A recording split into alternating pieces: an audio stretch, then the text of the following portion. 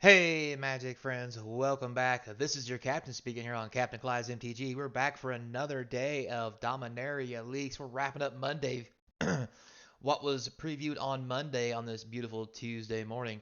So let's get into it. But don't forget, before we get started, subscribe. Trying to get to 1,000 subscribers. It helps the channel, and I do appreciate it. So without further ado, let's hit it.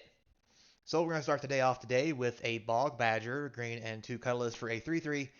Kicker for one black. If it enters the battlefield and was kicked, creatures you control gain menace in a turn. Decent common, probably only going to get played in draft. Lagomos, Hand of the Hatred. So this is a very interesting uncommon. A red, black, and one for a 1/3. At the beginning of combat on your turn, you get to create a 2/1 red elemental creature token with trample and haste. Sacrifice it at the beginning of your end step. Now you may tap it and search your library for a card, put it into your hand, then shuffle. Activate only if 5 or more creatures have died this turn. So very interesting. It is in Rakdos colors, which means it could be part of Rakdos Sacrifice to get that ability. I think it's probably going to see some play in standard, maybe a little bit in draft, but all in all, it's probably not going to be all that great. Next, we have Rundvelt Hordemaster. So for a red and one, you get a 1/1 that gives all other goblins a +1/+1. It's not legendary, so you can play four of them. They can pump each other. Whenever the Horde Master or another goblin you control dies, exile top card of your library. If it's a goblin creature card, you may cast that card until the end of your next turn.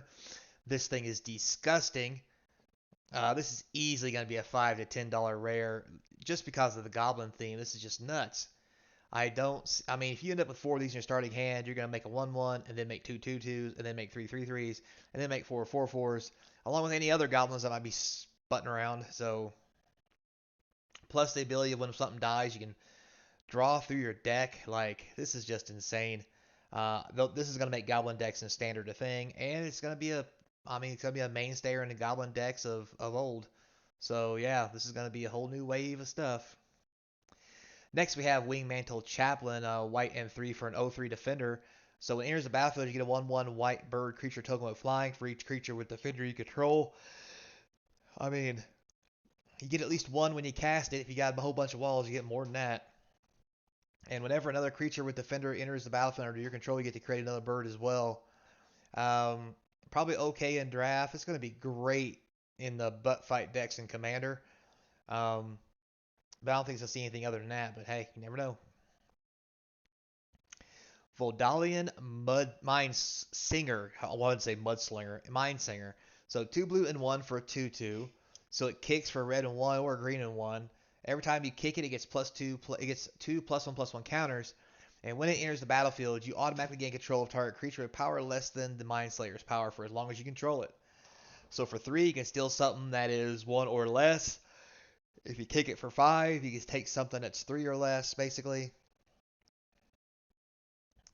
So yeah, very interesting rare. Probably going to be pretty decent in draft. I don't know if it's going to see much play past that though. Here it is, everybody. It's the Lotus. And it sucks. As we knew it would. Timeless Lotus for 5. It comes in the battlefield tap, and then you can tap it for 5 mana. However, as much as this is going to suck, this is going to be a good rock to play in every commander deck. Because it makes colored mana, and it makes 5 of them. So with that said, though, I don't think it's going to be as expensive as everybody wants it to be, but I could be wrong. Moving on. Next, we have Karn Silex. So for 3 colorless, you get a legendary artifact. Enters the battlefield tap. Players can't pay life to cast spells or to activate abilities that aren't mana abilities. So it shuts down all the Phyrexian shenanigans. For X and tapping it, you can sacrifice a Silex, destroy each non-land permanent with mana value X or less. Activate only as a sorcery. So not only does it stop the Phyrexian mana casting, but it's also Never Needle's Disc pretty much for a cost. So that's kind of cool because if you have something that's 4 and you want to kill everything that's 3 or less, you don't have to kill everything. You can just kill everything that's 3 or less. I think this is going to be very useful. It's legendary, so you can have more than one on the field at a time. But I think this is going to see some serious play. It looks good. Next, we have Warhost Frenzy, a red and 2 for an instant, kicks for black. Creatures you control get +2/+0 in a turn. If it was kicked, whenever a creature dies this turn, you get to draw a card. Probably gonna be really good in draft, but for 4 mana, 3 mana, that's probably how it's gonna go. Hurler Cyclops, 2 red and 3 for a 5/4. 1 mana, sacrifice another creature. Hurler Cyclops deals 1 damage to any target. Really good for a Rakdos deck, but sitting at 5 mana, it's not gonna see any play. It's too high. Gonna be great for a limited format probably, just because 5 mana 5/4s are sweet. Next we have, I don't even know how to say that, Rata Durbik of Urborg. So black, white, and 2 for a 3/3 with Vigilance and Ward 2, Zombie Wizard. Other zombies you control have Vigilance. Whenever another legendary creature you control dies, create a token that's a copy of that creature, except it's not legendary, and it's a 2/2 black zombie in addition to its other types. This seems like a really good rare in a format full of legendary things. We'll have to see how good it is, but I really think there's going to be some shenanigans with this. Just it seems too good. Next, we have Colossal Growth. So for a green and 1, you can kick it for a red. Creature gets +3/+3 in a turn. If you kick it, instead it gets +4/+4 and trample and haste. Okay, common for draft, probably as far as it's going. Thrill of Possibility reprint, red and 1. For additional cost, you discard a card and draw 2. Basic common. Next, we have Queen Alenial of Rudak. God, these names are killing me. 2 white and a green for a elf noble. Its power toughness is equal to the number of creatures you control. If one or more creature tokens would be created under your control, you get those tokens plus a 1/1 white soldier creature token are created. So I don't know if this isn't worded right, or if it's translated wrong, or if wizards are really hiring people who are illiterate. I'm going to assume this means that you get to make all the tokens plus a 1/1 white soldier creature token also. But anyway, moving on. All right, Rulkus Morn's Warren Chief. So 2 green, 1 red, and 1 for a 3/3 with Menace. Not terrible. Whenever he attacks, look at the top card of your library. If it's a land card, put it onto the battlefield tap. If you didn't put that card on the battlefield this way, create a 1/1 red goblin creature token. Very interesting. So if it lands on top, you get it out of the way, plus you get it out of the way. If it's not a land on top, you get a 1/1 goblin. This seems pretty cool for commander, draft, limited, may even see a little standard play. Next we have Timely Interference. So a blue, and it can be kicked for a red and 1. Target creature gets -1/-0 in a turn. If the spell is kicked, the creature has to block if able, and you get to draw a card. I just don't see this getting any play at all. Just doesn't do enough. Chokin Miasma. So 2 black and 1, kicker for 1 green. So if the spell is kicked, you get to put a +1/+1 counter on a creature you control, and all creatures get -2/-2. Probably a draft card.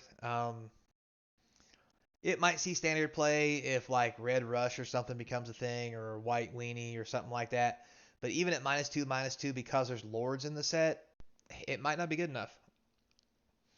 All right, moving on. Next we have whatever that says. No, it means Balduvian Berserker. So for a red and 2, you get a core Berserker with Enlist. When the Berserker dies, it deals damage equal to its power to any target. It's a 1/3. Pretty cool since it has Enlist. For those of you who don't know, Enlist means that when this card attacks, you can tap a untapped card that does not have Summoning Sickness and it's not attacking to add its power to this card. So that is really cool. This might be something playable, and well, it's 3 mana. Probably won't see a whole lot of play in Red Rush or anything like that, just because the other creature's powers, the factor, and they're probably going to be small. But probably going to be really good in draft. It's limited, not going to lie. Next we have Slimefoot Survey. That's just funny. Green and 4 for domain. Search your library for up to 2 land cards that each have a basic land type. Put them on the battlefield tap, then shuffle. Look at the top X cards of your library, where X is the number of basic lands types among the lands you control. Put one of them on top of your library, the rest on the bottom in random order. I'm just going to say this isn't good because it's confusing as hell. Alright, moving on.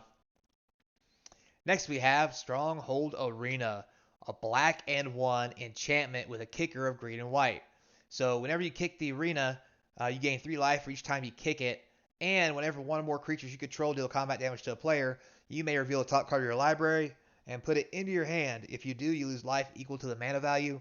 This thing looks badonkers. Oh my god. This as a rare enchantment that's not legendary and just keeps um this thing looks amazing. I think this is going to be a mainstay in standard, modern, maybe even pioneer. I have high hopes on this card. Just get these. Anyway, Weatherlight completed. Oh, the Weatherlight's been corrupted. Such a shame. So 2 colorless for a 5/5 flying legendary artifact vehicle. As long as the Weatherlight corrupted has 4 or more Phyrexian counters on it. Is that a word? Anyway, it's a Phyrexian creature in addition to other types. Whenever a creature you control dies, put a Phyrexian counter on the Weatherlight completed. Then draw a card if it has 7 or more Phyrexian counters on it. If it doesn't, you scry 1. Um,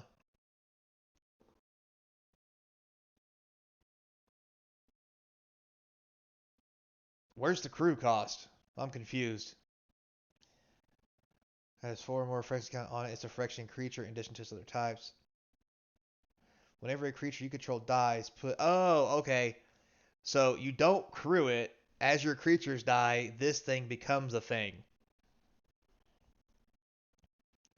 That's very interesting. I think this is going to see a lot of play because 2 mana for a 5/5, even if you can't attack with it till your stuff dies, is a serious powerhouse early. Um, I think this is going to see play. I find it hard not to. We have an urborg logoy. Oh my god, I love it. A green and 1. You can kick it for a blue or a black. Now, as it enters the battlefield, you mill 3 cards for each time you kick it. Its power and toughness is equal to the number of creature cards in your graveyard, and its toughness is equal to that number plus 1. This thing is nutso. This is as good, if not better, than a regular Logoy. Because it's just creatures. You can play this in mono green Stompy, and this thing is going to be a beast when it comes out. I mean, a real beast.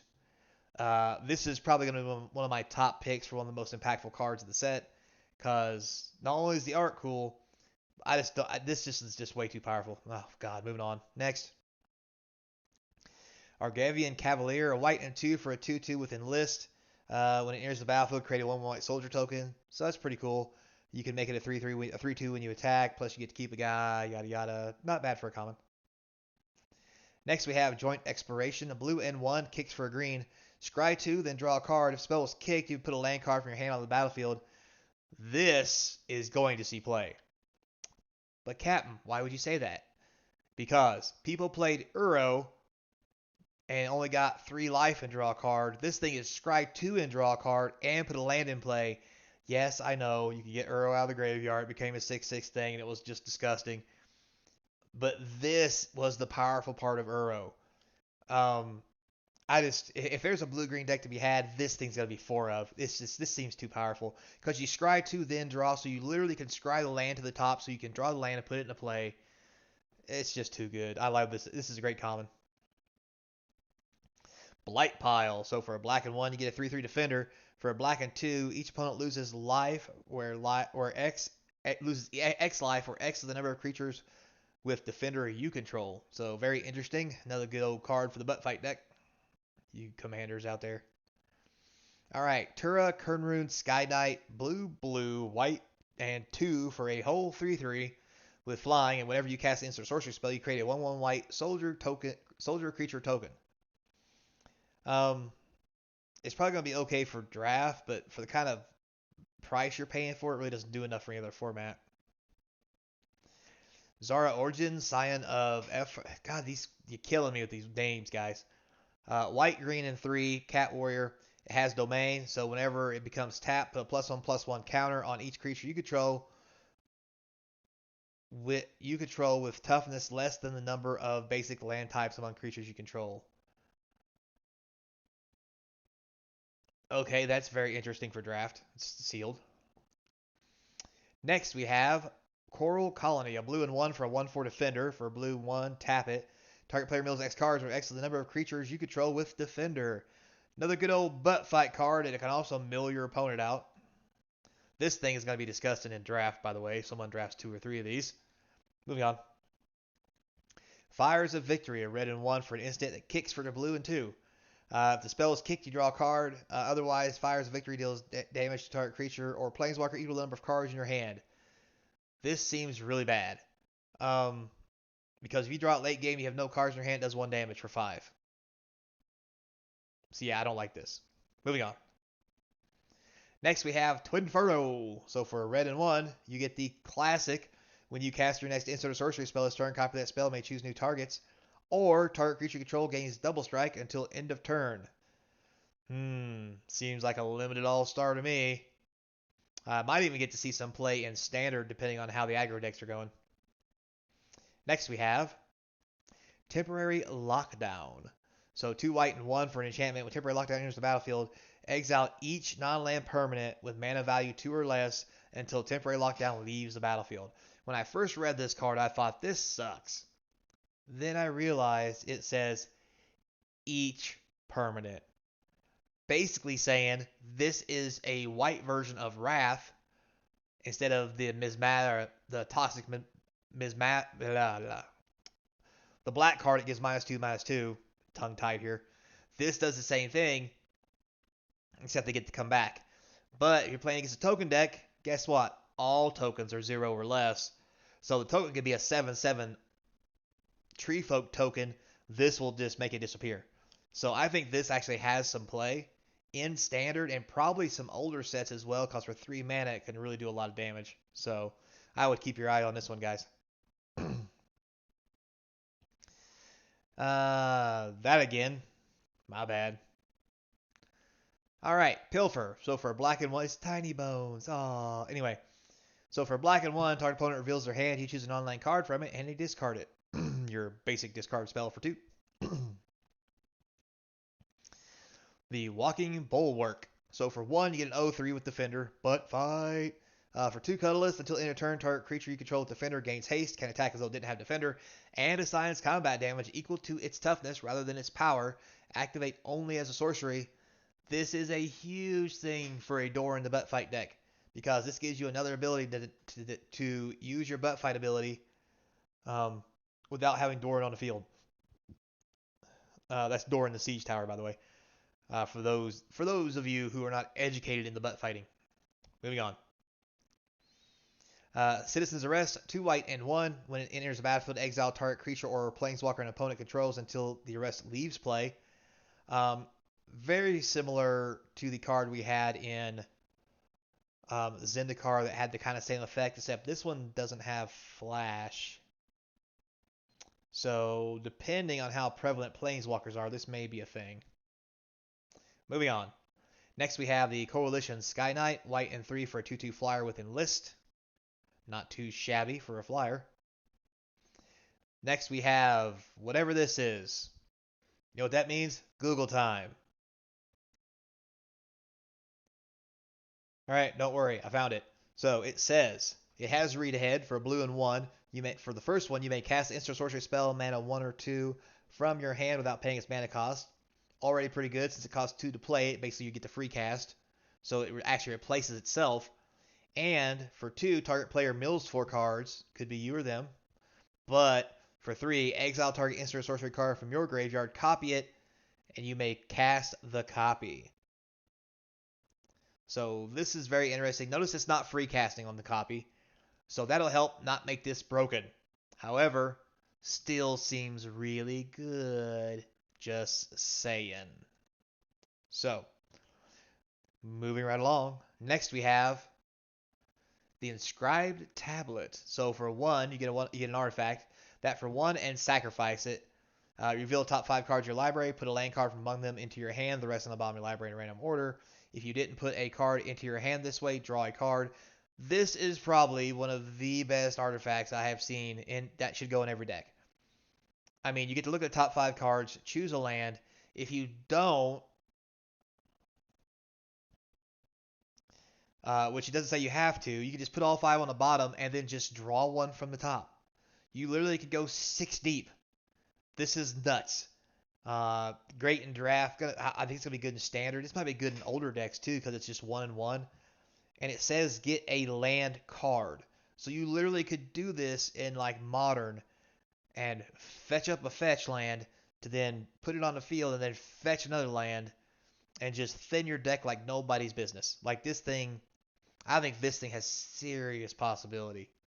I like this card. It's gonna be really good in standard, especially with all the lands that come into play tapped and all the lands that come into play and sacrifice themselves to get other basic lands. Like you literally can just mill through your deck with this. For 2 mana, you can get like 3 cards out of your deck. Now, granted, it's not 3 cards that are going to do a whole lot for you, other than get you land. But deck thinning is deck thinning, no matter how you slice it. So, with that said, guys, we have come to the end of the spoilers for today. Thanks a lot for watching. I appreciate your time. And as always, remember, like, subscribe, hit that notification bell. Comments down below is going to feed that YouTube algorithm so we can get some more views for the channel and get me paid. Maybe. If I keep my mouth shut with all the cussing and the other stuff. We won't go there, though. But anyway, for all of you who have subscribed, I do appreciate it. We're trying to get to 1,000 subscribers. If you've already subscribed and want to do a little more to help out the channel, don't forget there's links to the eBay page, the Patreon. There's an email in there if you want to reach out and say, hey. Maybe work out a deal or two for some product. Thanks again, guys. And as always, till next time, be kind. And I hope to see you across from the game table.